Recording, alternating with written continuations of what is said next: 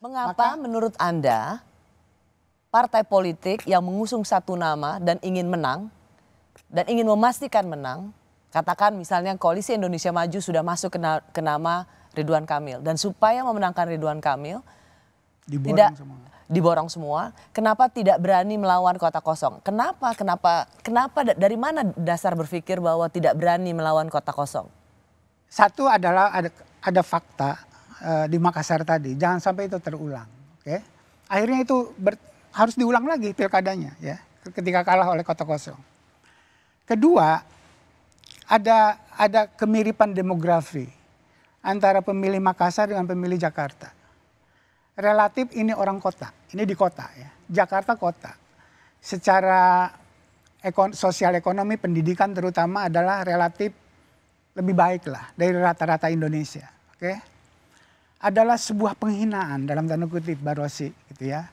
Masa pemilih di Jakarta akan mengatakan ini sebuah penghinaan terhadap kita, terhadap kelas menengah dan seterusnya, terhadap kelas atas, gitu ya.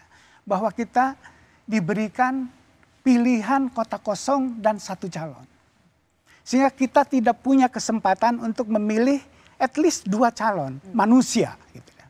Dan jangan lupa, demokrasi atau pemilu itu pada dasarnya adalah persaingan antara manusia. Bukan persaingan antara sebuah kota kosong dengan manusia yang lain.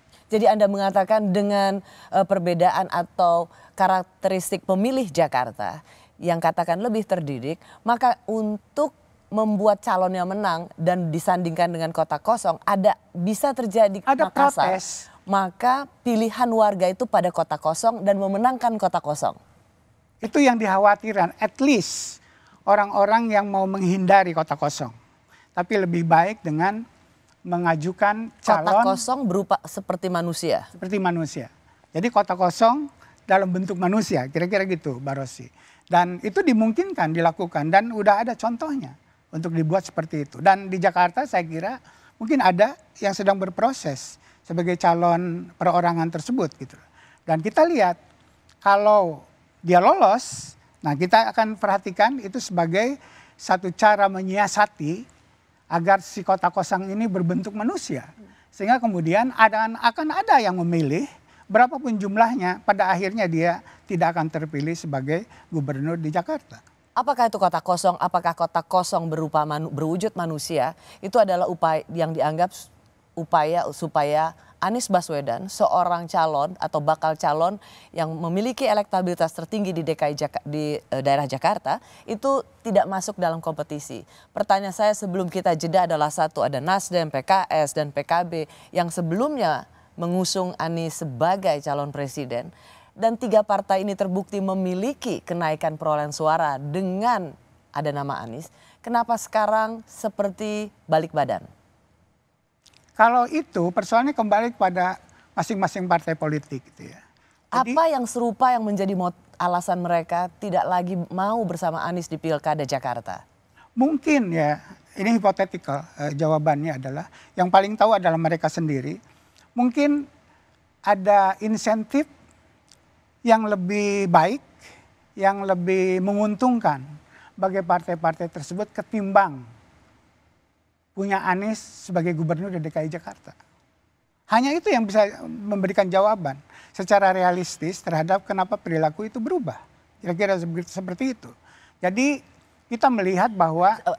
Maaf saya potong, karena Bung Saiful sudah mendalami penelitian political behavior sejak dulu. Anda profesor dibilang ilmu politik.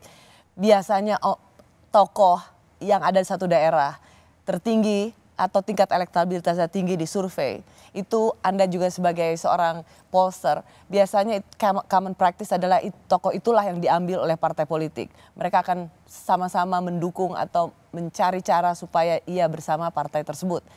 Tapi kali ini itu justru tidak terjadi. Jadi ini sebuah anomali politik yang tidak pernah terjadi di sebelumnya. Sebelumnya. Elektabilitas tinggi. Dulu beberapa minggu yang lalu saya mewawancarai banyak orang di sini, Prof. Saiful Mujani, dan kita semua mengatakan bahwa Anies untuk Pilkada Jakarta itu hampir sama dengan Mbak Khofifah di Jatim. Sulit untuk dikalahkan. Tapi kini untuk kasus Pak Anies Baswedan dengan elektabilitas tertinggi dianggap sulit untuk dikalahkan, tapi sekarang adalah orang yang paling pertama ditinggal oleh partai politik. Partai politik pengusung. Ya. Dan saya kira di situ partai politik lagi-lagi ya, kita melihat bahwa elektabilitas Anies itu kan diukurnya dari aspirasi pemilih. Oke. Dan aspirasi pemilih itu bisa mewujud, menjelma menjadi real secara politik apabila bertemu dengan kepentingan para elit ini. Apabila tidak ketemu, dia tidak akan menjadi apa-apa. Dia tidak akan didaftarkan ke KPU sebagai calon. Dan walaupun dia sehebat apapun tidak akan jadi, karena sistem kita begitu. Begitu susahnya Anda bisa menjadi calon di dalam pilkada, Mbak Rosy. Dan itu yang dialami oleh Anies. Apa sebenarnya pilihan-pilihan yang terbaik buat masyarakat atau pemilih Jakarta? Kalau itu yang ditanyakan dan kita memperhatikan at least konsisten dalam persaingan pemilu nasional sebelumnya, atau setidak-tidaknya minimal tidak menurun lah kualitasnya, adalah menjaga irama kontestasi dalam politik nasional. Dalam hal ini adalah antara blok Anies, blok Ganjar Pranowo, dan blok Prabowo. Ada 3 kubu ini. Nah, kalau ini dipertahankan, kita akan punya komposisi yang menarik dan sesuai dengan aspirasi masyarakat DKI Jakarta. Pertama, di dalam menurut survei, kita tahunya kan dari survei, berbagai survei. Bukan hanya satu survei. Yang bersaing cukup bagus dan menarik, mencerminkan aspirasi yang berkembang dalam masyarakat adalah Anies, Ahok, dan Ridwan Kamil. Untuk Pilkada Jakarta. DKI Jakarta. Saya tidak tahu hasilnya nanti. Ya. Setelah Siapapun hari yang menang, apapun yang menang itu tidak soal. Tetapi yang penting ada persaingan. Itu yang terbaik. Ada persaingan di situ. Ada pilihan untuk orang Jakarta. Ada pilihan orang Jakarta dan masyarakat Jakarta tidak dirugikan. Karena apa? Dia rugi karena pilihannya menjadi terbatas apabila hanya satu calon melawan kota kosong atau orang seperti kota kosong. Kira-kira Mbak Rosy ya. Tapi kalau 3 ini lumayan lah gitu ya. Kita punya Anies, kita punya Ahok, sebut begitu kalau Ahok dicalonkan. Dan kita punya Ridwan Kamil. Kenapa tidak itu aja yang dipasang, kira-kira kayak gitu. Dan saya melihat bahwa karena adalah intensinya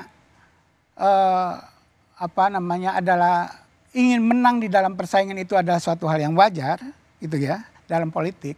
Tapi ada yang aneh sebenarnya perubahan ini. Sebelum segitu Prof. Saiful Mujani, tadi Anda mengatakan kalau kita ingin pilkada Jakarta ini menarik, sehat, berkualitas secara demokrasi, maka semoga yang bisa maju dalam kontestasi pilkada Jakarta adalah Anies Baswedan, Ahok, Basuki Cahayapurnama, dan juga Ridwan Kamil. Yeah. Tapi ada nama Pak PDIP tidak bisa menyalonkan sendiri. Persis. Dan partai-partai yang ingin diajak koalisi seperti memiliki kesungkanan atau merasa takut jika partai koalisinya atau calon yang didukungnya itu ada nama Basuki Cahayapurnama karena akan mengembalikan memori pilkada 2017.